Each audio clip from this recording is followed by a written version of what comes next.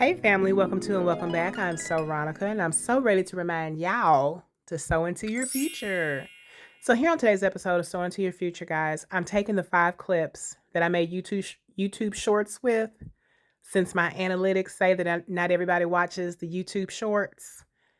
It's really interesting because it says this percentage watches your videos and it says this percentage only watches your shorts. This percentage watches both. So that's something that for those people who don't make content that you may not be aware of, it literally gives you like graphs of comparison. So you can gauge it to where it's like, okay, I see the necessity, the reason why people make both of them. And so it also gives you like the nation not the nationalities, the different places in the world who watch your content, how much content has to be translated.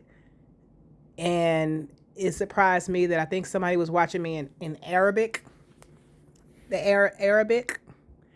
Um, but yeah, and so it lets you know like how videos are faring.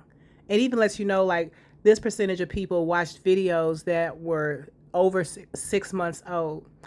So that's something that I learned about content creating. Um, I still ain't got that first check yet. Okay.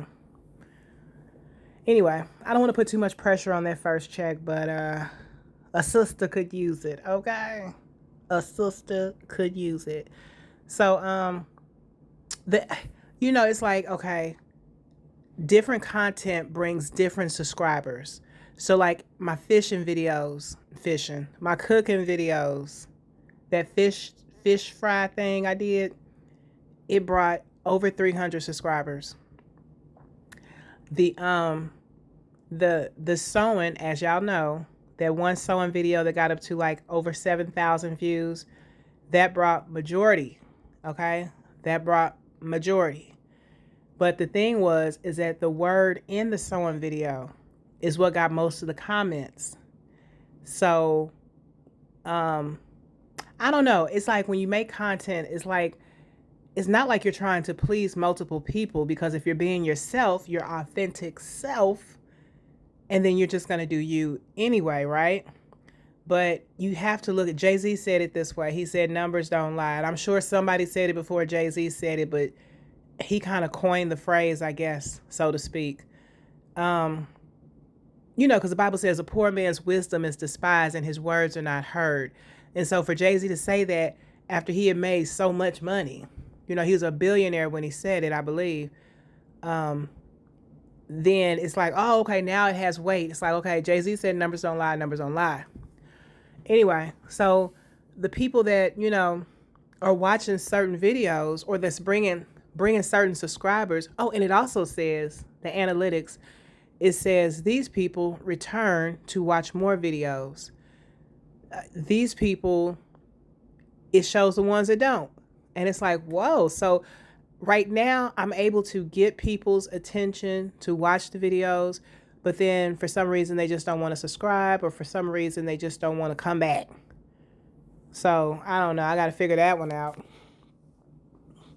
But like I said, I refuse to be a part of the monster of the algorithm, that where you feel like you got to constantly do some crazy or off the wall stuff to top the last video. I'm not going to do that. When I said God has led me beside peaceful waters, he leads me beside the still waters in Psalms 23, honey.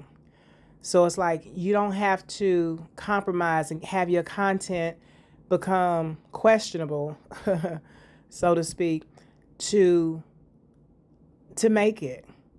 There's some people that are making it just reading the word of God on their channel. Just reading it. Okay? And their views are up there. Their subscribers are up there. Like their engagement is up there.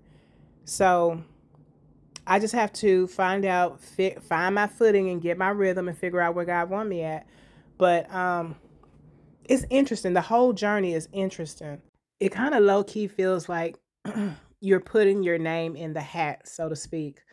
And it's like, okay, if you can't win unless you play. You know what I mean?